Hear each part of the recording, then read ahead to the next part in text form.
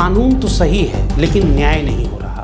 कानून के साथ न्याय का कोई सवाल नहीं। जस्टिस के लिए लड़ाई लड़ने का कोई रीजन नहीं है, लड़ाई लड़नी चाहिए नहीं। न्याय पाना बहुत खर्चीला है, महंगा है। जब आप क्वालिटी लिटिगेशन के लिए जाते हो तो जो न्याय है वो महंगा, वो बहुत महंगा है, उसमें कोई दो राय नहीं है। अमीरों के लिए कानून अलग है और गरीबों के लिए कानून अलग है। अमीरों के लिए पानी भी अलग है, गरीबों के लिए पानी अलग है। अमीरों की हवा अलग है, गरीबों की हवा अलग है। अमीरों का जो घर है वो अलग है, गरीबों का अलग है। स्कूल अलग है, अस्पताल अलग है। तो अमीर और गरीब का कानून भी एक तो नहीं होगा। नमस्कार, मैं हूं मनोज टिबड़ेवाल आकाश और आप डायनामाइट न्यूज पर देख रहे हैं देश का सबसे चर्चित podcast show the candid talk. कानून एक ऐसा शब्द है जिससे आम आदमी बहुत सहज नहीं रहता, या यूं कहें कि डरता है। लेकिन ताकतवर लोग अक्सर उसी कानून से खेलते नजर आते हैं। सवाल बेहद सीधा है, क्या भारत में न्याय सच में सबके लिए एक बराबर है, या फिर इंसाफ भी पहचान और पहुंच देखकर रास्ता बदल लेता है। आज हमारे साथ हैं एक ऐसी शख्सियत जिन्होंने सुप्रीम कोर्ट के गलियारों से लेकर नेशनल ह्यूमन राइट्स कमीशन तक सिस्टम को बेहद करीब से देखा है। महिला अधिकार, मानव अधिकार और आम नागरिक की आवाज हर मोर्चे पर बेबाकी से बोलने वाली सीनियर लीगल एक्सपर्ट और former NHRC member Jyotika Kalra ji हमारे साथ हैं आज। इनसे हम कानून की किताब नहीं बल्कि कानून की जमीनी सच्चाई को समझने की कोशिश करेंगे। स्वागत है ज्योतिका जी आपका डायनामाइट न्यूज के चर्चित कार्यक्रम द कैंडिड टॉक में। Thank you Manoj. आपने एक प्रैक्टिसिंग लॉयर से अपनी करियर की शुरुआत की। अक्सर हम आपको देखते हैं तमाम बड़े मुकदमों में उलझते बुनते, PIL दाखिल करते, लोगों की समस्याओं को सुलझाते हुए देखते रहते हैं। साथ ही आपकी वकालत के साथ साथ हमने बेहद नज़दीक से देखा है राष्ट्रीय मानव अधिकार आयोग, देश में मानव अधिकारों की सबसे बड़ी अथॉरिटी कहें, संस्था कहें, उसके मेंबर के रूप में आपने काम किया है। कैसा आपका सफर रहा है, कैसा आपने चुनौतियों का किस कदर सामना किया? चुनौतियां शब्द तो मेरे को सही नहीं लगता, मुझे लगता है एक जर्नी है। तो आज वकालत में भी मेरी journey it's almost 35 years, rather more than 35 years. तो जब से 90 की मेरी लॉ दिल्ली यूनिवर्सिटी से 30,000 कोर्ट से मैंने वकालत शुरू की थी और 90 की मेरी शादी भी है। तो मेरी शादी और 91 में मेरा पहला बेटा पैदा होता है और 93 में मेरा दूसरा बेटा। चुनौतियों की अगर आप बात कर रहे हो तो मुझे याद है कि एक बार मैं 30,000 कोर्ट में बस स्टैंड पे खड़ी हुई थी व्हेन आई वाज प्रेग्नेंट। तो एक वकील साहब मेरे साथ में आया और बड़े थे, बुजुर्ग थे, तो बोला कि बेटा इस कंडीशन में ऐसे बसों में ट्रैवल मत किया करो। तो मुझे उसके बाद लगा, मुझे गाड़ी चलानी आती थी और गाड़ी थी भी, तो मैंने गाड़ी चला के आना शुरू किया। तो मैं इसको कभी चुनौती नहीं लेके चलती कि मैं प्रेग्नेंट थी, मैं बस में DTC बस में ट्रैवल करती थी, मैं कोर्ट आती जाती थी। चुनौती नहीं है, वो जर्नी है। तो वो उस तरह से एक लंबी यात्रा चली 90 से लेकर फिर 2000 में। जैसे अगर एक एक स्टेप्स हम करें तो मैंने लॉ फैकल्टी में पढ़ाना शुरू किया, वो सभी परिवार के साथ, उसको भी मैं चुनौती की तरह नहीं लेती। या मैं अपना सामाजिक कार्य, पब्लिक इंटरेस्ट लिटिगेशन डालना, अपनी और सारी चीज़ें इस तरह से आगे बढ़ते गए और इसको एक जर्नी के तौर पर मैं लाइफ में, लंबा इतिहास है, लंबा हो जाएगा, आगे आगे आप सवाल पूछेंगे तो इनको हम बीच बीच में लाते रहेंगे। 35 साल के इस लंबे सफर में सबसे निर्णायक मोड़ आपके करियर का किसे मानती हैं? सबसे निर्णायक मोड़ अपने कैरियर का, जैसे मैंने अभी बताया था कि 2000 में मैं, क्योंकि इन सब चीज़ों को मैं मेंशन करती हूँ, मैं कहती हूँ अपने परिचय में कि मैं I was teaching eight law faculty. फिर मैं मेंशन करती हूँ कि मैंने एडवोकेट ऑन रिकॉर्ड 2009 में एग्ज़ाम पास किया। मैं मेंशन करती हूँ कि मैंने पोस्ट ग्रेजुएशन की, जब LLM, जब मेरे बच्चे LLM कर रहे थे, उनके साथ मैं मास्टर्स कर रहे थे, तो मैंने वो मेंशन करती हूँ। मैं मेंशन करती हूँ कि मैं इंडिपेंडेंट डायरेक्टर अपॉइंट हुई थी पावर ग्रिड कॉर्पोरेशन इंडिया में और मिंडा साई में। मैं मेंशन करती हूँ कि 2017 में मैं NHRC की मेंबर बनी। तो ये सारी चीज़ें, ये अलग अलग पड़ाव है, मतलब एक एक पूरी ज़िंदगी में पुश करते हुए जहाँ मैं हूँ उसके आगे प्रयास करते हुए आगे बढ़ते रहना, ये सभी मेरी उपलब्धियां और इन सबको मैं अपने अपने परिचय का हिस्सा बनाती हूँ। मैम, आपको क्या लगता है कि क्या देश का आम नौजवान बिना किसी गॉड फादर के भी कानून में अपना करियर बनाता है तो शीर्ष तक पहुंच सकता है, यानी कि सफल हो सकता है? देखिए, गॉड फादर के साथ सफल होना या गॉड फादर के बगैर सफल होना, सफलता अगेन एक बड़ा सब्जेक्टिव सा शब्द है। और हमें जब जहाँ पे वकील जब दिखते हैं, सुप्रीम कोर्ट, हाई कोर्ट या दिल्ली के डिस्ट्रिक्ट कोर्ट, हमें लगता है कि यही वकालत है। ऐसा तो नहीं है, देश भर में 5 करोड़ मुकदमे लंबित हैं और इसलिए सब जगह वकील हैं, सब जगह एक न्याय व्यवस्था है। किसी को सफल होने के लिए गॉड फादर होगा तो सफल होगा, पूरी तरह मैं इससे सहमत नहीं हूँ। बिना गॉड फादर के सफल वकील बहुत है। तो सबसे बड़ी चीज जो वकालत में है वो मेहनत है, कंसिस्टेंसी है और आपका फियरलेसनेस है। क्योंकि कोर्ट में जो आप बोलते हो, बहस करते हो, वो एक परफॉर्मिंग आर्ट है। आपके सामने दबाव भी आ सकता है, सामने वाला वकील आप पे दबाव बना सकता है, पर आपको लगातार अपने आप को प्रस्तुत करना है।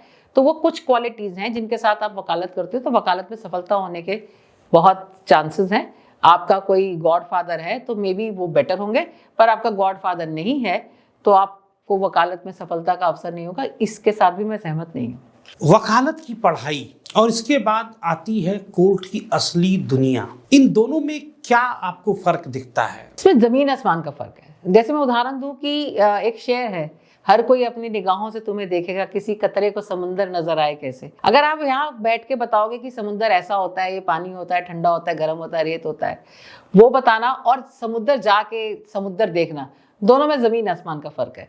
तो जो कानून की पढ़ाई क्लासरूम्स में कराई जाती है, वो एक छोटा छोटा बेसिक लॉ के बारे में जानकारी दी जाती है कि ये कॉन्ट्रैक्ट एक्ट में ये है, रेंट कंट्रोल में ये है, आईपीसी में ये है, बेसिक जानकारी दी जाती है।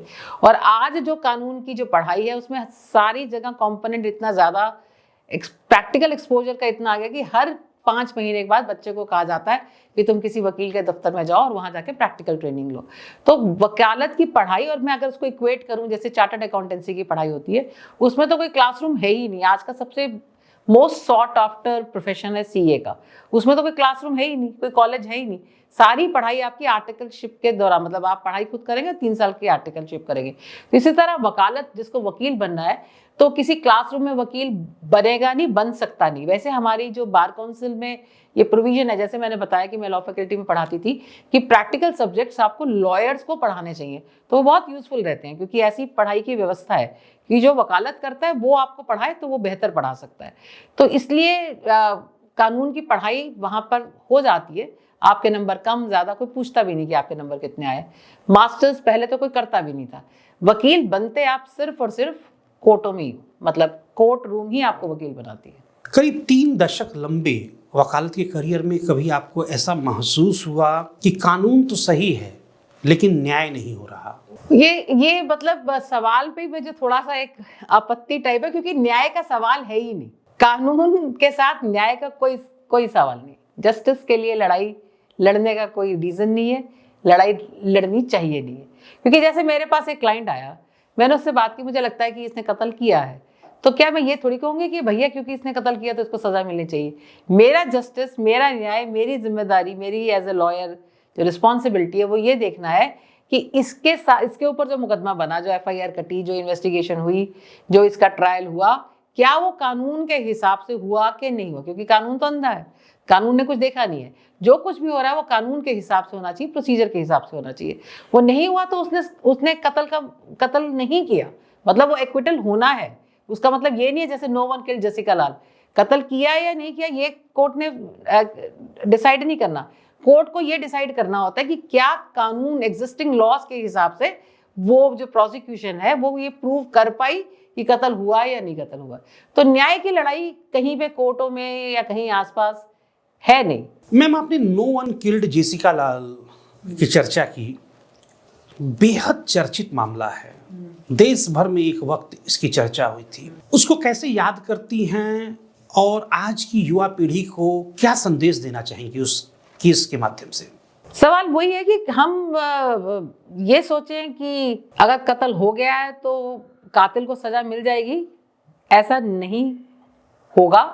क्योंकि बहुत कुछ इन्वॉल्व होता है, पूरा सिस्टम इन्वॉल्व होता है, बड़े सारे फैक्टर्स हैं जिसके द्वारा आप, जिसने कत्ल किया है उसको बचा सकते हो, वो बच भी जाएगा। तो यही है कि आप ऐसा ब्लाइंड फोल्ड मत सोच के चलिए कि जो व्यवस्था है, कानून है, उसमें आपको न्याय या कह लो या कुछ भी कह लो कि जिसने जो किया उसको उसकी सजा मिलेगी। ये आप समझ जाइए, समझ लें उस बात को। ये मैसेज है। आम लोगों में धारणा है कि न्याय देर से मिलता है, ये बात तो समझ में आती है, लेकिन एक और इन आम लोगों की परेशानी है कि न्याय पाना बहुत खर्चीला है, महंगा है। इसके बारे में आप क्या कहेंगी देशवासियों को? न्याय पाना क्योंकि देर से मिलता है, जैसे मैंने बताया, खुद हमारी कोर्ट्स भी इसको लेके बहुत ज़्यादा परेशान है। 5 करोड़ मामले लंबित हैं पूरे भारत में। और अगर हम दिल्ली हाई कोर्ट का देखें तो कॉज लिस्ट अगर 100 मैटर्स हैं तो बहुत केस में ऐसा होता है कि 60-50 केसों के बाद ही कोर्ट उठ जाती है। और बहुत से केसों में ऐसा आता है कि 2 या 3 बार से आपका मैटर रीच ही नहीं करता। तो न्याय मिलने की बात तो दूर, जैसे पहले एक होता था ना तारीख पे तारीख, अब तो तारीख पे तारीख में मतलब मैटर ही नहीं रीच कर रहा। जिस दिन आपको तारीख मिल रही है और ये भी गारंटी नहीं है कि जो अगली तारीख मिलेगी उस पर मैटर रीच करेगा। तो वो बात तो है ही कि समय लगना है, उसमें कोई दो राय नहीं है। उसके रीजन है, मैथमेटिक्स है, क्योंकि नंबर ऑफ केसेस ज़्यादा है, जजेस कम है, इंफ्रास्ट्रक्चर कम है, तो वो तो मैथमेटिक्स है। और जो आपने दूसरी बात की महंगा, तो हाँ महंगा इस तरह से, और पर ये भी बात है कि पैसा ना होने के कारण आप उसका हिस्सा नहीं बन सकते उस लिटिगेशन प्रोसेस का। वो भी गलत है, क्योंकि सभी कोर्टों में लीगल एड सेल्स हैं, हर डिस्ट्रिक्ट कोर्ट में। और हमारे directive principle of state policies में ये प्रोविजन है कि लीगल एड सरकार को देना है। तो हर डिस्ट्रिक्ट कोर्ट में, हर हाई कोर्ट में और सुप्रीम कोर्ट में भी लीगल एड से आपको वकील मुफ्त में मिल जाता है। तो बहुत से लोग लीगल एड से वकील लेते भी हैं, ये कोई ऐसी बड़ी बात नहीं। और सही एक चुनाव के द्वारा आए हुए वकील वहां पर होते हैं। पर जहाँ पे हाई स्टेक्स हैं, जो इम्पोर्टेंट मैटर्स हैं, तो उसमें इम्पोर्टेंट वकीलों को हायर किया जाता है। और इम्पोर्टेंट वकीलों का मतलब होता है कि उनका बहुत बड़ा एक इंफ्रास्ट्रक्चर है, एक बड़ी टीम है, रिसर्च टीम है, स्ट्रैटेजी टीम है। तो यस, जब आप क्वालिटी लिटिगेशन के लिए जाते हो तो जो न्याय है वो महंगा, वो बहुत महंगा है, उसमें कोई दो राय नहीं है। एक महिला वकील के रूप में आपको कोर्टरूम में क्या कभी कोई चुनौती झेलनी पड़ी? मैं यहाँ पे एक पॉइंट कहना चाहती हूँ, कोर्ट रूम पे मैं तो एक बार बाद में आती हूँ। एक वकील के तौर पर महिला को चुनौती है, इसमें कोई डाउट नहीं है, क्योंकि जैसे कहते हैं ना, man is presumed to be competent whereas women has to prove it. ये जो हमारी ये जो बात है, ये हर जगह लागू होती है। महिला को on the face of it competent नहीं माना जाता। जब आप उसके साथ एक्सपीरियंस करते हो, जब आप डील करते हो, तब आप अपनी ओपिनियन फाइल फॉर्म करते हो कि हाँ ये कॉम्पिटेंट है या ये कॉम्पिटेंट नहीं है। एक तो ये एक स्टिग्मा है या एक प्री कंसीव्ड नोशन है। दूसरा, अगर एक पति पत्नी या भाई बहन या इस तरह की ऐसी टीम वकील है, तो बिल्कुल बेधड़क एक पुरुष को बेहतर वकील के तौर पर लिया जाता है। और उसके पीछे भी रीजन है, मैं लंबा कहानी पड़ जाएगी तो उसके मैं नहीं जा रही उन कारणों के अंदर।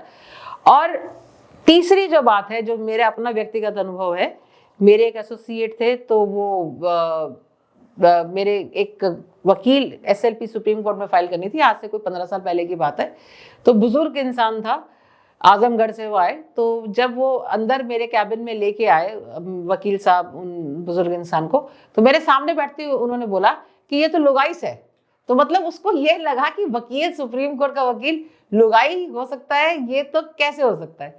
तो as a lawyer, yes there are challenges, but yes with your hard work, with your consistency, with your team, you can win over that. But जहाँ तक कोर्ट का मामला है, मेरा अनुभव ये कहता है कि कोर्ट में इतना आपके साथ भेदभाव होने का स्कोप क्यों नहीं है, क्योंकि एक परफॉर्मिंग आर्ट है। आप जब कोर्ट में खड़े होते हो, जब आप बोलना शुरू करते हो, जब आप फैक्ट्स बताते हो, जब आप लॉ बताते हो, तो आपका जो जेंडर है वो कहीं बैक सीट ले लेता है, आपकी परफॉर्मेंस, क्योंकि परफॉर्मिंग आर्ट है। सारी कोर्ट आपको सुन रही है, जज आपको सुन रहा है, अपोजिट काउंसिल आपको सुन रहा है, तो आपकी जो परफॉर्मेंस है वो मेल या फीमेल होके नहीं निकलती, वो एक इंडिविजुअल के नाते, एक वकील के नाते निकलती है। और जिसको कोर्ट में अप्रिसिएशन मिलता है या उसको नकारा जाता है, वो आपका व्यक्तिगत होता है, पुरुष या महिला का उसमें इतना बड़ा योगदान कोई नहीं है। हमारे देश में आज भी आम नागरिक कोर्ट में जाने से डरता है। क्या इसकी वजह पैसा है, समय है, या फिर सिस्टम है? तीनों है। आम नागरिक क्या, कोई आम के अलावा खास नागरिक भी होगा वो भी कोर्ट जाने से डरेगा, क्योंकि पैसा भी है, सिस्टम भी है, और तीसरा क्या बताया था आपने? समय तीनों है। समय तो लगता ही, हम अभी डिस्कस किया हमने कि समय तो लगता ही है पेंडेंसी की वजह से। पेंडेंसी की वजह से वो सिस्टम ऐसा है। और पैसा, जैसे मैंने बताया कि या तो आप बिल्कुल पैसा नहीं है तो आप लीगल एड में चले जाइए। अगर आप एक लेवल का वकील चाहते हैं तो वो महंगा है ही, मतलब उसमें कोई दो राय नहीं है, वो कॉस्टली होगा क्योंकि उसका खर्चा है। वो बढ़िया वकील ही तब बन पाता है जब उसका पूरा एक टीम उसके साथ काम करती है। और सिस्टम, जैसे हमने बोला कि हम पेंडेंसी है, तो सिस्टम के अपने मैंने जो वकीलों को और जजेस को काम करते हुए Delhi high court, district court या सुप्रीम कोर्ट का जो मेरा अनुभव है, बहुत मेहनती है। मतलब काम तो देखिए ना, आप सुबह 10 से लेके 4 साढ़े 4 बजे तक जज, पब्लिक उसमें है, मतलब ऑनलाइन उनका सब कुछ रिकॉर्ड हो रहा है, तो इतना ज्यादा ट्रांसपेरेंसी, तो काम तो करते ही हैं। और आपके पास 75-50 फाइलें जब अगले दिन आपको सुनना है, तो ये संभव नहीं है कि आप उस फाइल को खोल के देखोगे नहीं, आप फाइल को देख के ही आओगे। जो इतने 5-6 घंटे आप कोर्ट पर बैठे, तो 2-4-2.5 कितने भी घंटे आप लगाओगे ही फाइलों को अगले दिन के लिए देख के आओगे। तो इसलिए व्यवस्था में जो लोग हैं वो मेहनती हैं, वो काम करते हैं, रीजनेबली इंटेलिजेंट भी हैं, but because of the mathematics, simple mathematics, इतने ज्यादा मुकदमे हैं, इतनी बड़ी जनसंख्या है, तो वो सिस्टम उसको कैटर कर नहीं पा रहा, इसलिए सिस्टम की वजह से लंबित हैं चीजें, देर लगती है। ज्योतिका जी, अक्सर हमारे भारतवर्ष में आरोप लगाया जाता है कि अमीरों के लिए कानून अलग है और गरीबों के लिए कानून अलग है। हकीकत में जमीनी सच्चाई है क्या कानून सबके लिए बराबर है? अमीरों के लिए पानी भी अलग है, गरीबों के लिए पानी अलग है। अमीरों की हवा अलग है, गरीबों की हवा अलग है। अमीरों का जो घर है वो अलग है, गरीबों का अलग है। स्कूल अलग है, अस्पताल अलग है। तो अमीर और गरीब का कानून भी एक तो नहीं होगा। जैसे मैंने बताया कि साधन है आपके पास, तो आपको एक्सेसिबिलिटी बेटर है इफ यू हैव रिसोर्सेस। गरीबों के लिए अब और एक चीज मैंने देखी है कि बहुत से, जैसे मेरी इतनी लंबी जर्नी रही और मैं खुद एक सोशल वर्कर भी हूँ, बहुत से कई गरीब लोग बड़े, उनके अंदर बहुत वो होता है, जज्बा होता है, बड़ी फाइटिंग स्पिरिट होती है। जैसे अभी मैं लीगल एड का मैटर कर रही हूँ, लड़का नाम मैं भी नहीं ले रही, तो उसका भाई का मर्डर होता है उसके सामने, और 2 ऐसी अपाहिज लोगों को वो बना दिया जाता है एक्यूज, और जो 4 लोग जो इनफैक्ट एक्यूज थे, मार पिटाई से होता है, उनको एक्यूज बनाया नहीं जाता। अब वो लड़का वहां पे लड़ता जब अपने बयान नहीं, उनके खिलाफ FIR, वो लड़का फिर कोर्ट में बयान देता है ट्रायल के टाइम पर, और वो कहता है कि ये 4 लोग भी वहां पे शामिल थे। तो हिसाब से कानून में प्रावधान है कि जब एक व्यक्ति सामने आके बोल रहा है गवाही में कि वो 4 लोगों ने मेरे भाई का मर्डर किया, तो कोर्ट को उनको समन कर लेना चाहिए। तो कोर्ट नहीं समन करती, वो एक एप्लीकेशन लगाता है कोर्ट में कि भाई तुम ये 4 लोग मुल्जिम, मैंने बयान में बोला था, आप इनको मुल्जिम बनाओ। एप्लीकेशन डिसमिस हो जाती है, वो हाई कोर्ट जाता है, हाई कोर्ट में फिर वो लगाता है कि ये इनको समन किया जाए, उनको एज एक्यूज ट्रीट किया जाए, हाई कोर्ट में भी डिसमिस होती है। तो लीगल एड से सुप्रीम कोर्ट आता है, और सुप्रीम कोर्ट में उसमें नोटिस तो हो गया है। तो कई गरीब लोग भी बड़े जो पैशनेट होते हैं, तो वो व्यवस्था, और ऐसा होता है ना, ये हम सब इंसान है, जजेस भी इंसान होते हैं, IPS ऑफिसर भी इंसान होता है, वकील भी इंसान होता है। वो बंदा सामना वाला इंप्रेस अपॉन कर देता है अपनी कमिटमेंट से, अपने जज्बातों से, तो न्याय, मतलब उसको भी उस लड़ाई में सफलता मिलती है, कम होगी पर मिलती है। और बड़े बड़े लोगों को भी नहीं मिल पाती, क्योंकि बड़े सारे फैक्टर उनके भी फॉर या अगेंस्ट काम करते हैं। आपके अपने अनुभव में आम लोग सबसे बड़ी कानूनी गलती क्या करते हैं न्याय पाने के दृष्टिकोण से? अभी जैसे मैंने बताया, सबसे बड़ी गलती लोग ये करते हैं, वो एक प्री कंसीव्ड या मिसकंसेप्शन में रहते हैं कि जब मेरे साथ अन्याय हो गया, मेरा बलात्कार हो गया, या मेरी चोरी हो गई, या मेरे बेटे का मर्डर हो गया, तो पूरा का पूरा सिस्टम अब खड़ा हो जाएगा हाथ खोल के कि हाँ तेरे साथ गलत हुआ, हम तेरे साथ हैं, पुलिस भी तुम्हारी मदद करेगी, और जो एडमिनिस्ट्रेशन भी तुम्हारी मदद करेगा, वो सब करेंगे। तो वो जो पुलिस वकील भी मेरी पैसे नहीं लेगा, मेरी मदद करेगा क्योंकि मेरे साथ गलत हुआ है, वो शायद एक सबसे गलत धारणा है। ऐसा नहीं होता, आपको अपनी लड़ाई खुद लड़नी है, और अपनी लड़ाई लड़ने के लिए आपको सक्षम भी खुद बनना है। क्या हर विवाद को कोर्ट तक ले जाना सही होता है, या इसको मध्यस्थता या समझौते से हल करना कहीं अधिक बेहतर होता है। बेहतर ही है, क्योंकि हमने जो अभी तक कारण सारे गिनवाए हैं कि वहां से आपको न्याय मिलेगा, ऐसा तो नहीं है।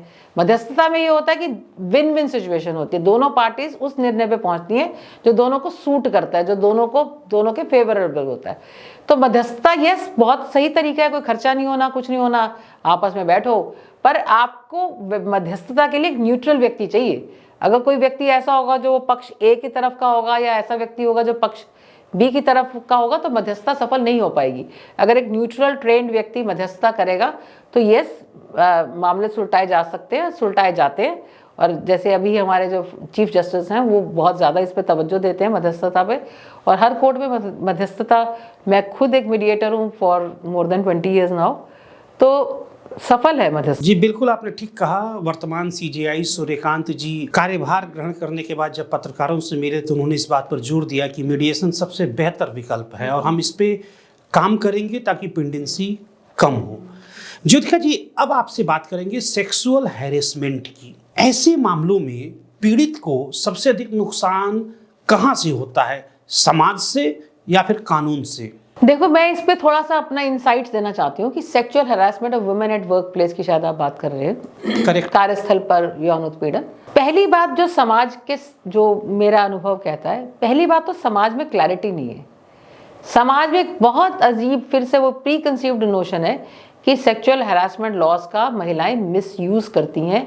ये एक चैलेंज है। तो नुकसान समाज से होगा या कानून से होगा, उस पर तो बाद में आएंगे। तो पहले समाज के लोगों को समझना चाहिए कि ये जो महिला है वो पीड़िता है या इसके साथ ऐसा हुआ है, क्योंकि वो पुरुष प्रधान समाज है, पैट्रियार्की है, तो महिला को हमेशा उसी नज़र से देखा जाता है कि शायद ये अपने किसी कारणों को सेट करने के लिए ऐसा लांछन लगा रही है। पर ये मैं कह रही हूँ कि पहली, और क्या है ना कि सेक्स के ऊपर जब बात नहीं करता समाज, तो सेक्सुअल हैरेसमेंट पे भी समाज बात करना उचित नहीं सोचता है। वो सोचता है कि ये तो छोटी मोटी ट्रिवियल बातें, इनको तो ऐसे ही छोड़ दो। तो समाज के मानसिक तैयारी इस विषय को समझने के लिए, और जिनके साथ सेक्सुअल हैरेसमेंट होता है उनकी भी मानसिक और शारीरिक तैयारी, दो तैयारी मैं बोल रही हूँ, क्योंकि जैसे मैंने बताया उनको भी अपने केस को मजबूती के साथ प्रस्तुत करना होता है, गवाहियों के साथ प्रस्तुत करना होता है, तभी उनको सफलता मिल पाएगी। अगर वैसा नहीं होगा तो उनका मुकदमा सेक्सुअल हैरेसमेंट का चलेगा नहीं, और इसी तरह का इन्फ्रेंस ड्रॉप किया जाएगा कि इसके साथ कुछ हुआ नहीं, ये एक झूठा केस था अगर एक्विटल होता है। तो समाज के पार्ट पे वो एक पॉइंट। फिर जैसे कानून की जहाँ बात आती है, तो कानून, जो लोग कानून को आगे लेके जाते हैं, वो वकील हैं या जज हैं, वो भी उसी समाज का हिस्सा है। तो महिलाओं को जब सेक्सुअल हैरेसमेंट का वो बात उठाती हैं, तो उसके साथ तो झेलना पड़ता ही है कि कोर्ट भी, समाज भी उस तरह से उनके ऊपर हुई गई जो हैरेसमेंट है, उत्पीड़न है, उसको उतना न्यूट्रली या अनबायस तरीके से नहीं लेता। जब तक ग्रेविटी ना हो उसमें, जब तक वो बहुत संगीन ना हो, उसको थोड़ा यही सोचता है कि ये तो this could have been avoided. तो उसके लिए जो मुझे लगता है जो उसका समाधान है कि sexual harassment of women at work place या कार्यस्थल पर यौन उत्पीड़न महिला का, उसके बारे में अधिकतम, मतलब ज़्यादा से ज़्यादा अवेयरनेस होनी चाहिए। या इंश्योर किया जाना चाहिए कि हर वर्क प्लेस पे ICC, मतलब इंटरनल कमेटी गठित हो, और इसको जब हम इंश्योर करते हैं और अवेयरनेस होती है, और पुरुष के लिए भी मैं ये कहती हूँ कि उनको कई बार पता भी नहीं होता कि ये सेक्सुअल हैरेसमेंट हो सकता है, तो जानकारी जो है प्रिवेंशन अवेयरनेस के द्वारा, वो अपने आप में बहुत एक सटीक और ताकतवर तरीका हो सकता है। तो तब, क्योंकि सेफ अगर महिलाएं होंगी वर्क प्लेस पे, तभी महिलाओं की जो कार्यस्थल पर जो भागीदारी है, जो उनका योग्यता है प्रोडक्टिविटी देने की समाज को, वो तभी संभव हो पाएगी जब हम उनको सुरक्षित कार्यस्थल प्रदान कर पाएंगे, और सुरक्षित वर्क प्लेसेस भी और सुरक्षित पब्लिक प्लेसेस भी। अगर कोई महिला अपने कानूनी अधिकार के लिए लड़ाई लड़ना चाहती है और उसका परिवार ही उसका साथ न दे, तो ऐसी महिलाओं को आप क्या सलाह देंगी? ये तो काफी होता है कि महिला अपनी कानूनी, क्योंकि जैसे आप ये जो जिसको हम लव मैरिज या जो बच्चे इन्वॉल्व होते हैं, तो उसमें वो लड़की शादी करना चाहती है पर नहीं परिवार उसके साथ है, तो ये तो अब उनकी एक, जैसे कहा जाता है कि वो भी जो एक प्यार करना भी एक छोटी सी क्रांति टाइप ही है, क्योंकि आप अपनी जाति के बाहर या अपने धर्म के बाहर या अपने परिवार के बाहर जाते हैं। तो जिसने ये सोचा है, सलाह तो मैंने क्या देनी है, उसको ये कॉल लेनी है कि क्या उसने लिमिट को क्रॉस करने का अपने तैयार है कि परिवार साथ में नहीं होगा तो भी मैं आगे जाऊंगी। ये तो कॉल उस व्यक्ति की है, और वो कॉल लेने के लिए आपको बहुत ज़्यादा ताकतवर, आपको बहुत ज़्यादा स्ट्रांग, आपको बहुत ज़्यादा कमिटेड होना पड़ेगा। आपकी उतनी तैयारी है तो आप वो कॉल लीजिए, आप परिवार के बियॉन्ड जाके अपनी लड़ाई लड़िए। ज्योतिका जी, एनएचआरसी की बात करेंगे। लगभग 5 साल आप देश की ह्यूमन राइट्स की सबसे बड़ी संस्था में रही बतौर मेंबर।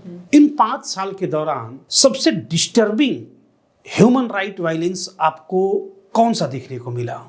मतलब सबसे डिस्टर्बिंग नहीं, पर जैसे मेरे शुरू के अनुभव थे ह्यूमन राइट वायलेशन अपने आप में, जब मैं नई एनएचआरसी की मेंबर बनी तो मैं करीबन 2-3 महीने बहुत ज़्यादा डिस्टर्ब रही। वो सब इस तरह की घटनाएं देख देख के किस तरह के अमानवीय कृत किए जाते हैं, और बहुत बार वो अमानवीय कृत स्टेट के द्वारा किए जाते हैं, क्योंकि नेशनल ह्यूमन राइट्स कमीशन या ह्यूमन राइट्स की वायलेशन जो प्राइमरीली स्टेट के द्वारा है, तो वो एक नहीं, वो अनेक ऐसे एग्जाम्पल्स हैं जो शेयर किए जा सकते हैं, बताए जा सकते हैं कि किस प्रकार से राज्य के द्वारा लोगों के साथ ऐसा मानवीय व्यवहार किया जाता है, उनके मानवाधिकारों के साथ इतना खिलवाड़ किया जाता है। वो पुलिस एट्रॉसिटीज़ हो सकती हैं, वो एनकाउंटर्स हो सकते हैं, वो आपकी पुलिस के द्वारा मारपीट हो सकती है, या फिर आपका जो पानी में वो ऐसे जहरीले पदार्थ हैं कि जिससे लोग मर जाते हैं, या आप उस एरिया में रहते हैं जिसकी हवा से आपको बीमारियां हो जाती हैं, या फिर आपके जो बच्चे हैं उनके जहाँ स्कूल पढ़ रहे हैं वो स्कूल की छत झरझर करके गिर जाती है, बच्चे उसमें दफन हो जाते हैं। तो ऐसे मानवाधिकार के तो अनेक मतलब शायद मानवाधिकार का जब हम बात करते हैं, ह्यूमन राइट की वायलेशन की बात करते हैं, तो वो ऑलमोस्ट उसमें सभी जो घटनाएं हैं वो ऐसी होती हैं कि आपको, आम आदमी को तो पता नहीं होता। आम आदमी तो दिल्ली में रह रहा है, जो इस शहर में रह रहा है, उसको तो कल्पना भी नहीं हो सकती कि इस प्रकार का सब कुछ हो सकता है। जब तक वो फिल्में, कोई आर्टिकल 19 या कुछ ऐसी फिल्में आती हैं तो लोगों को वो कहते हैं अच्छा ऐसा होता है, मतलब उनको कोई कल्पना नहीं होती, पढ़े लिखे लोगों को कोई कल्पना नहीं होती।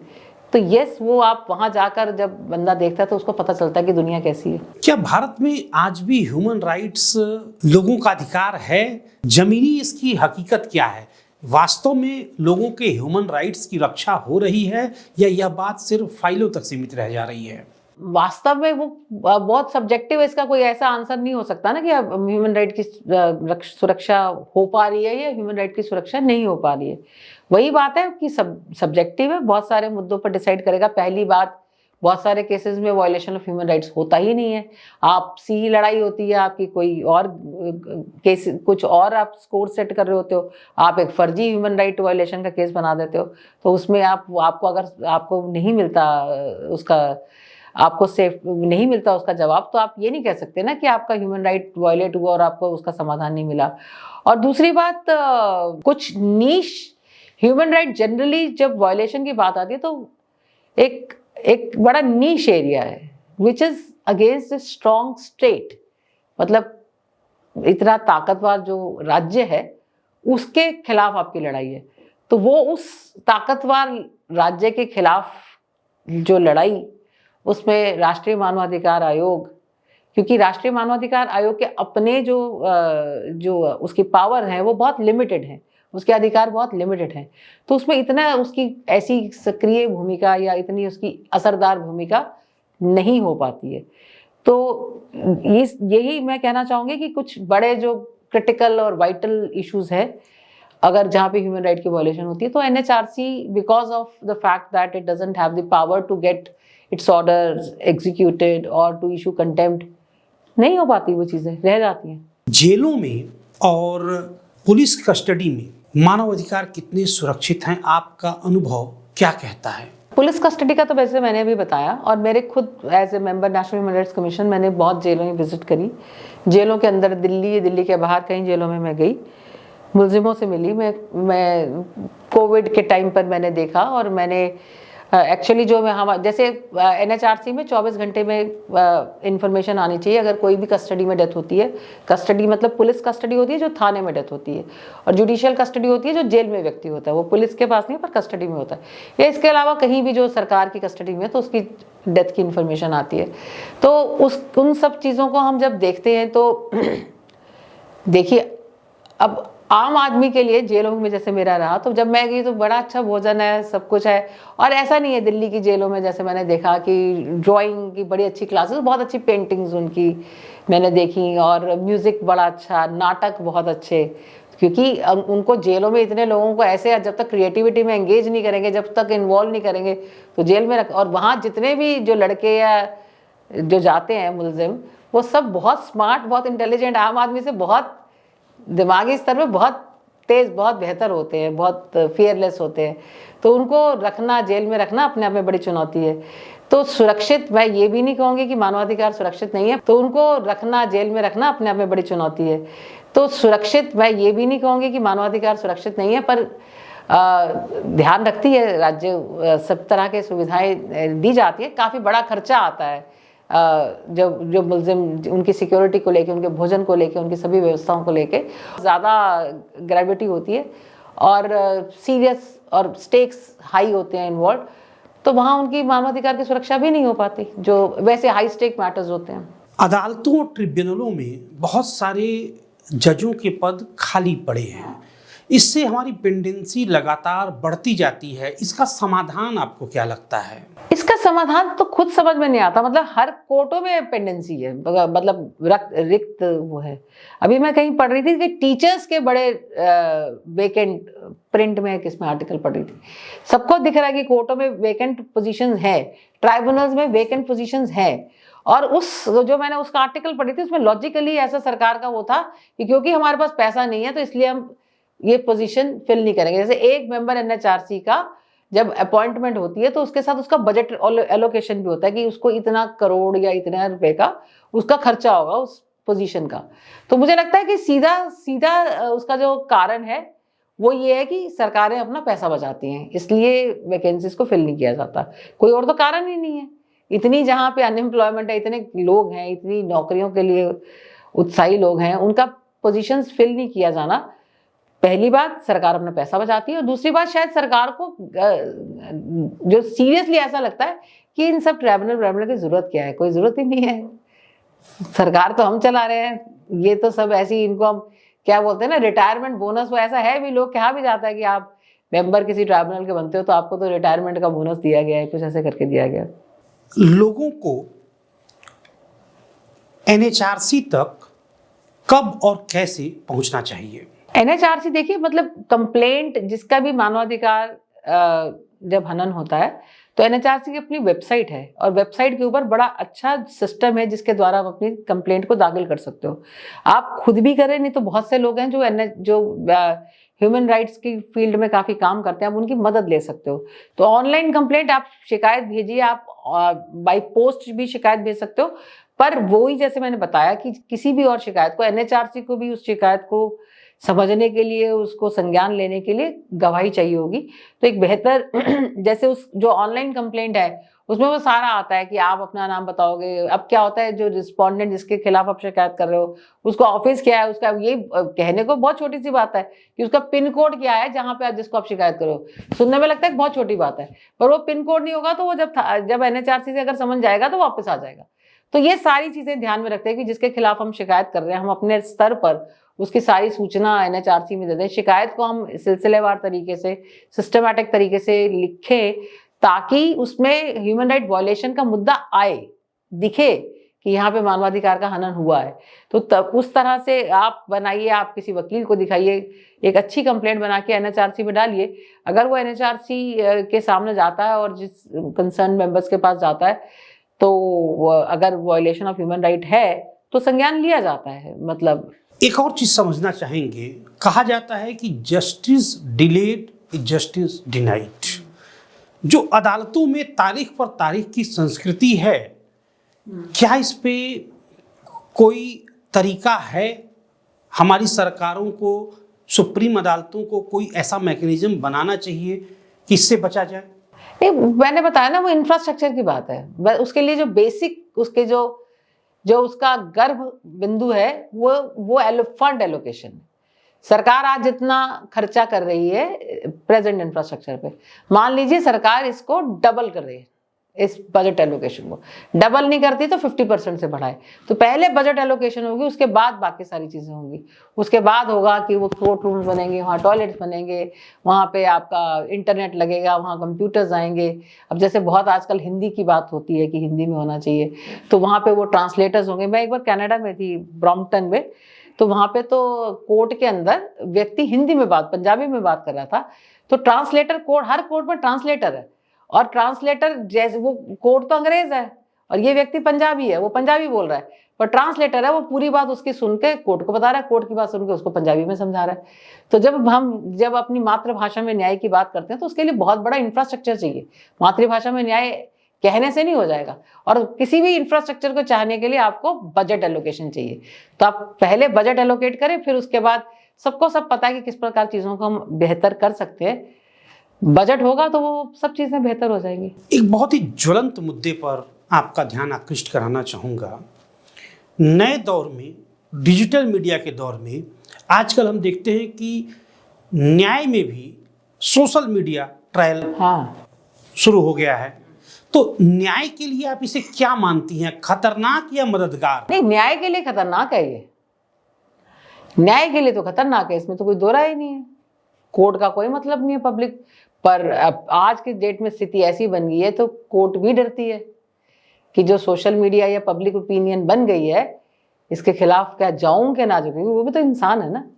ज्योतिका जी, जजेज जो हैं सोशल मीडिया को लेकर तरह तरह की ओपिनियन देते हैं। कुछ जजेज इसके दबाव में आते हैं, कुछ नहीं आते। अभी वर्तमान सीजेआई सूर्यकांत जी की बात करेंगे। ये कार्यभार ग्रहण करने के बाद जब मीडिया से बातचीत किए तो उन्होंने सबसे पहले एक सवाल के जवाब में कहा कि वे अपने निर्णय को कभी भी सोशल मीडिया के ट्रायल से प्रभावित नहीं होने देंगे। कैसे देखती हैं जस्टिस सूर्यकांत की इस बात को? मैं कमेंट नहीं कर सकती ना चीफ जस्टिस साहब की इस जो बात है, इसके ऊपर मैं अपना काउंटर कमेंट नहीं कर सकती और ना कोई कारण है मेरा। लेकिन ये अच्छी बात है कि अगर कोई सोशल मीडिया ट्रायल से अच्छी नहीं, ये तो प्रभावित नहीं हो और अपना निष्पक्ष निर्णय दे, लाजमी है। अच्छी बात थोड़ी है, ये लाजमी है कि आपको सोशल मीडिया पे नहीं जाना। आपको आपके सामने जो फैक्ट्स हैं, आपके सामने जो लॉ है, आपके सामने जो तर्क आए हैं, आपको उससे निर्णय लेना है। पर सोशल मीडिया इतना ज्यादा हावी है कि जजेस उससे प्रभावित नहीं होंगे। ये भी अपने आप में एक बड़ी चुनौती है जो कि न्याय व्यवस्था के लिए या डिलीवरी ऑफ जस्टिस सिस्टम के लिए काफी खतरनाक है। जो नौजवान आपकी इस इंटरव्यू को देख रहे हैं और लॉ के क्षेत्र में अपना करियर बनाना चाहते हैं, एक सफल वकील होना चाहते हैं, उनको आपकी सलाह क्या होगी? उनको मेरी सलाह होगी कि एक बार मुझे याद आ रहा है कि राम जेठमलानी एक भाषण दे रहे थे, लॉयर्स को ही वो संबोधित कर रहे थे, आज से 7-8-10 साल पहले की शायद बात है। तो उन्होंने बोला कि भाई तुम वकील बनना चाहते हो, वकील कोई बनना चाहते हो, उसको क्या सलाह दोगे? तो उन्होंने बोला कि लीव लॉ, मतलब लॉ को छोड़ो, read literature my dear friend, read literature. तो वकील कोई एब्स्ट्रैक्ट थोड़ी है, वकील को ये थोड़ी है कि भैया कहाँ से पैदा हो गया, समाज से निकला हुआ प्राणी है। तो अगर आप एक बेहतर वकील बनने की बात करते हो तो आप नंबर लेके 80%, 85%, 75, 72.5% बन गए, कोई वकील ना बना, ना बनेगा, ना बन सकता है। तो जब आप वकील बनने की बात सोचते हो तो आपको सामाजिक सभी प्रकार की जो आपके आसपास घट रहा है, राजनीति में हो रहा है, जो आपके शिक्षा के स्तर पर हो रहा है, अखबारों में हो रहा है, ग्लोबली जो हो रहा है, आपको वो हर चीज अपना हिस्सा लगनी चाहिए। क्योंकि जब कोर्ट में हम वकील होते हैं, एक बलात्कार के मुकदमे में आप क्रॉस एग्जामिन करते हो एक डॉक्टर को, जिसका रोज का काम है बलात्कार, उसका मेडिकल एग्जामिनेशन करना। वो 25-30 साल की जो एक डॉक्टर है, उसको एक वकील, नॉर्मल वकील क्रॉस एग्जामिन करता है। किसी आप कंस्ट्रक्शन के उसमें तो एक बड़े इंजीनियर को वकील क्रॉस एग्जामिन करता है। किसी फाइनेंशियल फ्रॉड की बात होती है, बड़े चार्टर्ड अकाउंटेंट को वकील क्रॉस एग्जामिन करता है। तो वकील तो उन सबको क्रॉस एग्जामिन करता है, मतलब उनसे ज्यादा जानकारी तैयारी करके, जब वो मतलब अगर बलात्कार की डॉक्टर को करना है तो मोदी मेडिकल जूरिस्प्रूडेंस पढ़ता है, कई डॉक्टरों से सलाह करता है, सवाल बनाता है। तो वो इस तरह का पेशा है। वो तो एक ऐसा पेशा ही नहीं है कि हाँ जी आपने ये कर लिया तो आप बन गए वकील। वकील पूरी दुनिया, पूरे समाज, पूरे आसपास होने वाली घटनाओं का बहुत ही इंटीग्रल पार्ट है। तो वकील बनने के लिए पहले आपके दिमाग में वो सोच होनी चाहिए। अगर आप वो कहते हो कि मैं ये नंबर लेके वकील बन जाऊंगा, तो वो वकील तो आप नहीं बनोगे, ये मान के चलो। और आपका ये जो पैशन है कि मैं उस समाज, उस व्यवस्था का हिस्सा हूँ, या मुझे उसको ठीक करना है, या अपने क्लाइंट के लिए सही करना है, ये आपकी थ्रू आउट रहनी चाहिए। मतलब वकालत एक जो होता है ना, सामने वाले की एक शेर के मुंह से वो निकालने की बात है। रोज आपका मुकदमा लड़ता है, रोज आप जीतते हो, रोज हारते हो। किसी और धंधे में मुझे नहीं लगता कि ऐसा होता होगा कि कोर्ट के अंदर आप खड़े होके अब रोज आपके कोई ना कोई एप्लीकेशन लगी है, वो या तो डिसमिस होनी है या वो अलाउ होनी है। तो एक अजीब प्रकार की आपको फितरत रहती है। आपको रात को भी ध्यान आ रहा होता है कि भाई वो केस में क्या होगा, सुबह उठ के भी आपको अजीब सी बात लग रही होती है। तो शायद वो, अच्छा वो जो मैं बात कर रही हूँ, ये मैं अपने लिए नहीं कह रही। एक बार जब अटॉर्नी जनरल मुकुल रोहतगी थे, तो मैं उनको ब्रीफ कर रही थी, तो उन्होंने आते ही ये बोला है, मैं नहा रहा था ना, तो सुबह भी यही ध्यान आया कि उस केस में ऐसे कर लेंगे, वैसे कर लेंगे। तो मतलब आम तौर पे जो वकील परफॉर्मिंग लॉयर है, वो 24 घंटे का वकील है। मतलब उसको सोचते ही रहना पड़ता है कि उस केस में अब ये कर लेंगे। तो अगर उस तरह की आपकी तैयारी है, तो यस, वकील बनो, और थ्रू आउट रहना पड़ेगा। वो मुकुल रोहतगी जब वो बात कर रहे थे, तो उनकी उम्र उस समय 65 साल या 65 से ऊपर होगी। वो कह रहे थे कि नहाते नहाते मुझे ये याद आया। तो मेरी भी उम्र आज जो है, तो ये ऐसे दिन रात आपको केस दिखने चाहिए, तो अच्छे वकील बन जाओगे। ज्योतिका जी, 2005 में भारतवर्ष में आरटीआई का कानून बहुत जोर शोर से लाया गया, लेकिन आज की तारीख में लोगों की यह शिकायत है कि सही से, ठीक तरीके से आरटीआई का जवाब ही नहीं दिया जाता, घुमा फिरा दिया जाता है। समस्या दरअसल है कहाँ? समस्या दरअसल वो उस कानून को लागू कराने के लिए जो इंफॉर्मेशन कमिश्नर है, समस्या अगर कहो तो समस्या वहाँ है। अगर राइट टू इंफॉर्मेशन का आपको राइट है अंडर द एक्ट, तो जिम्मेदारी उन इंफॉर्मेशन कमिश्नर्स पर जाती है कि उस राइट को वो एक्सरसाइज करे। उसके बाद मामला कोर्टों में आता है। तो समस्या को एक ऐसी छोटे तो बता नहीं सकते। वो समस्या अगर है तो वो सिस्टम की समस्या है। इंफॉर्मेशन कमिश्नर कैसा फैसला देते हैं, कोर्ट उसके बाद कैसा फैसला देती है, बहुत सारी ऐसी चीज़ें हैं कि हर बात पे कह दिया जाता है कि ये पर्सनल राइट है, ये पर्सनल चॉइसेस हैं, तो आरटीआई में इंफॉर्मेशन नहीं देंगे, और कोर्टें उसको मानती हैं। कोर्टों के द्वारा ऐसे फैसले दिए जाते हैं। आज़ादी के बाद से हमारे देश में आईपीसी, भारतीय दंड संहिता चल रही थी। अब मोदी सरकार ने बीएनएस लागू किया है, भारतीय न्याय संहिता। हमारे सिस्टम में क्या कुछ बदलाव आया है? तब कुछ कानून, कुछ ऐसे प्रावधान, बहुत बदलाव तो नहीं है, कुछ जगहों पर बदलाव लाए गए हैं। ज़्यादा जो पूरी न्याय व्यवस्था को ज़्यादा इलेक्ट्रॉनिकली बेस्ड या उस तरह से फॉरेंसिक बेस्ड उसको बनाने का प्रयास किया गया। अच्छा प्रयास है, पर बदलाव आना नहीं आना तो वो एकदम से एक लॉन्ग प्रोसेस है।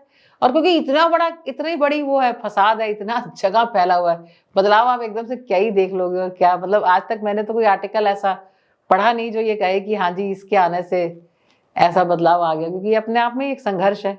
ज्योतिका जी, आखिरी सवाल मेरा है, हमारे देश में लोग करप्शन को अब सिस्टम का हिस्सा मानने लगे हैं। आपको क्या लगता है कि क्या हम आने वाले समय में कभी करप्शन फ्री सिस्टम की कल्पना कर सकते हैं या नहीं? पहले एक अंग्रेजी की मैं बात कहना चाहती हूँ, we all share a common genesis. हम सब एक जगह से पैदा होते हैं, एक जैसी सोच रखते हैं। तो करप्शन को दूर करने के लिए ऐसी एक बड़ी तादाद में लोगों की ज़रूरत है जो उस करप्शन को रोक सकें। हमारे पास शायद वो लोग नहीं है जो करप्शन को रोकने में समर्थ है या रोक सकेंगे।